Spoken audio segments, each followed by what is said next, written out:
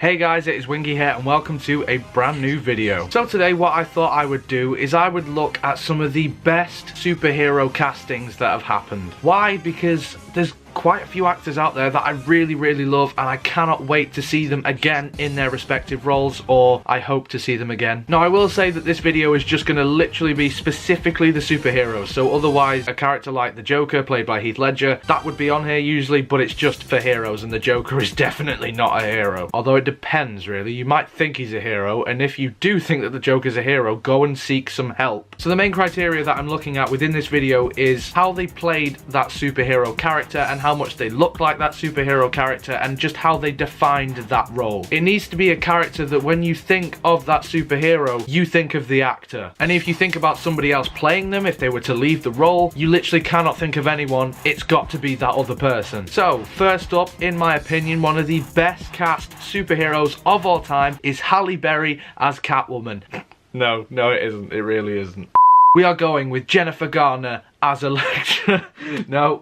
We are going to go, in all seriousness now, with Hugh Jackman as Wolverine. Now, in terms of how he looks as Wolverine, yeah, it's not close. I mean, I guess when he's got the beard and the hair like that, yes, he does kind of look like Wolverine. But Wolverine isn't Australian or over 6 foot tall. He's actually Canadian and 5'3". But the thing is, it's what Hugh Jackman did with that role of Wolverine. And even though X-23 in Logan was incredible, at this point, she's the only one who I could see carrying on the Wolverine name. I know people have thrown in people like Tom Hardy into the mix, but for me it's literally only Hugh Jackman. I mean, I'm sure there will be someone in the future who could possibly step into that role and be just as good as Hugh Jackman, but at this current point in time I can't think of anyone. So why is Hugh Jackman on this list? Well, I mean, he's played Wolverine for God knows how many years now, and he's even survived some great films and some terrible films completely unscathed. Everybody is universally agreed on the fact that Hugh Jackman is fucking awesome as Wolverine. In today's modern era where we have so many different superhero movies, it's easy to feel overwhelmed, and not every superhero movie is going to stick. Some movies are just slated, and usually the main reason for why a movie would fail is because it was written poorly and it was cast poorly. There is no way that there is many actors out there who are currently playing superheroes who could do a movie on the same level as X-Men Origins Wolverine and come out completely unscathed. No one criticized Hugh Jackman about that movie. He's still a fucking awesome Wolverine in spite of that movie. You know, when I was joking a minute ago about Halle Berry and Jennifer Garner, there is no way in hell the way that they played those roles that people were just going to go, oh well, the movie was written really badly but she was actually quite well cast. And they're not the only ones, you know, there have been quite a few. I mean, George Clooney as Batman is another example. Like I said, it's also the longevity as well. I mean, not only has he been in some crap movies as Wolverine, but he's been in some phenomenal ones now, God knows how many, for years and years. And even though there was so many movies with not as many of them focused directly on him, we have followed Wolverine in Hugh Jackman's shoes for all this time now. So when you finally get to Logan, and I hope that everyone has seen Logan, if you have not, then spoilers will be coming. And don't say I didn't warn you. If you piss and moan in the comments saying, oh, you spoiled Logan for me, I'm giving you a warning now. Heed my warning. But when you get to the end of Logan, spoilers now, your last chance, when you get to the end of Logan and then he actually dies, you feel absolutely crushed and heartbroken because you've grown with this character for decades over the course of so many different films. And I think Logan really was Hugh Jackman's defining movie as Wolverine. He put in great performances in other movies for sure, but Logan was the real one that tested his acting chops. You know, sure, he's done the badass, he's done the arsehole, he's done the sassy thing, but to see him old and not at his best and literally just falling apart throughout the course of the movie, to be doing it for all that time and still capture the emotion and the essence of the character, I mean, Hugh Jackman, hats off to you. I know you're probably not watching, but fucking great job with Logan. And I would be very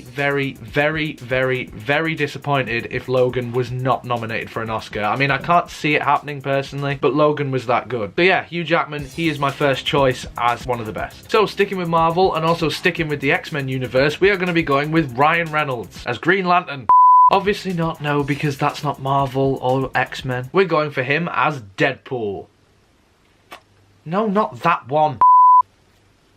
Deadpool. Now I know this is a bit of a tricky one because Ryan Reynolds hasn't been playing this part for as long as the other two people on this list. He's literally just done one movie. But I don't think anyone can deny that the dude just nails Deadpool. What a weird mental image. Then again, Deadpool would probably like that. When I heard that they were going to be casting Ryan Reynolds as Deadpool, I initially just thought that is the best casting choice I think I've ever heard. If you have seen him in interviews or you've seen him in behind the scenes stuff, or if you follow him on Twitter as well, the dude is hilarious. And he's also a very good actor. A lot of people seem to just think he plays a Ryan Reynolds type and everything. But if you've seen the film Buried, I think that's what it's called, then you'll know that Ryan Reynolds is actually a pretty decent actor. So not only does he carry off the funny stuff, which I knew that he would, he also handles the emotional side of Deadpool really, really well. When he finds out for the first time that he has cancer, you really feel the emotion in him. Ryan Reynolds is easily going to go down as one of the best casting choices ever because he put his heart and soul into that character. Arguably more so than the other two in this video. Now that's not a slight on Hugh Jackman or the one who's coming next, but Ryan Reynolds has spent so many years trying to get that Deadpool movie off the ground. He was so invested in it. He did his research. He knew every single detail about Deadpool. And when you watch the movie, regardless of what you think about it, if you know the character of Deadpool, that is the most accurate representation you are going to see. And what he actually managed to do with that movie, the same thing that Logan did. He took a genre that was quite stale and boring and flipped it on its head and challenges the audience and shows you what a comic book movie can be. Now Logan did this in a very, very different way to Deadpool. Logan was obviously more that superheroes are real people, but Deadpool took the superhero genre, poked at it and laughed at it. Deadpool pointed out every single stupid little trope that comic book movies do. For the better or the worse, they all do them. And he gave us a good, entertaining movie that still stands out to me as one of the better comic book movies that we have had in recent years. But like I say, for Ryan Reynolds to deliver such an emotional weight in his performance when Deadpool finds out he has cancer, that's seriously impressive to make it that funny and that depressing at the same time. And I'm sure, regardless of what happens in the future with Deadpool 2, if there is any more subsequent movies after that one, then I'm sure Ryan Reynolds is universally going to be agreed as one of the best casting choices for a superhero, or I guess anti-hero, that we've had. Now, my third and final choice on this list is it's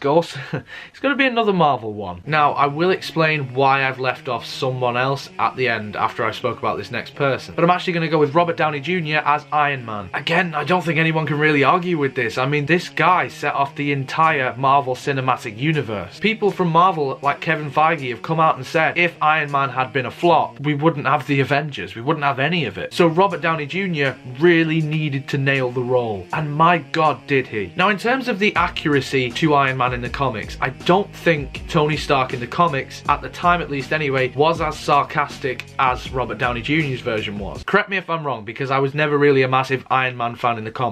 But what he managed to do is he managed to take this B-list character at the time, I know, which is mad to think now, but he took this character that wasn't necessarily the most popular or the most well-known, and he turned him into one of the coolest characters we've seen in a movie for years. Pre-2008, everyone just didn't really care about Iron Man. Post-2008, he's one of the coolest fucking superheroes you've ever seen. You know, he's walking away from explosions, he's a party animal, he's got a thing in his chest, he's changing his ways, and it's all down to Robert Downey Jr. and his charisma.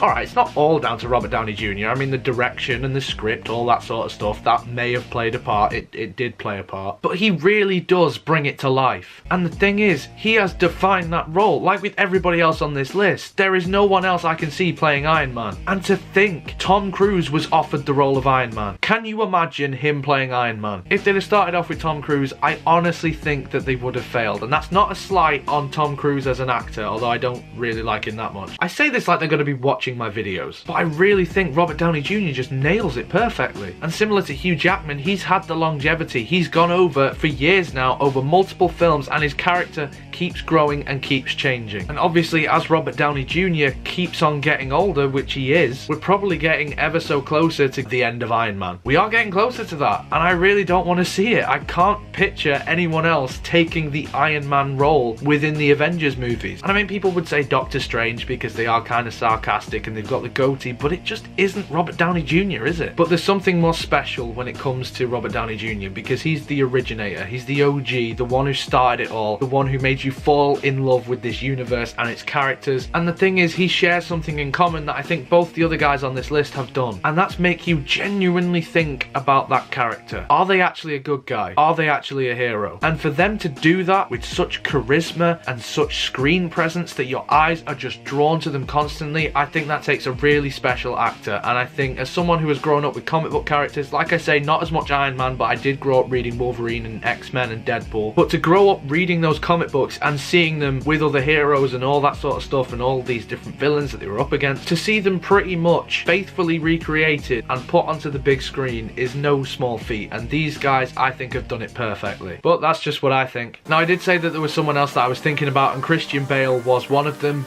but the thing is, he was a great Batman for sure. I'm okay with Ben Affleck playing Batman, and what I mean by that is when it was announced that they were making a new version of Batman, I wasn't like, oh no, but it has to be Christian Bale. I was just like, oh, okay, I wonder who it's going to be. So even though he is phenomenal, yes, I just don't think he ever reached those standards where it was literally impossible to recast. But anyway guys, let me know in the comments what you think. Do you agree with my three choices? Who else would you say? I imagine Christian Bale would be one for a lot of people. If you enjoyed this video, make sure you leave a like on it. Subscribe if you want to see more superhero and Marvel and DC related stuff on my channel. Do any of that, I would love you forever. But until next time guys, you take care of yourselves. Goodbye.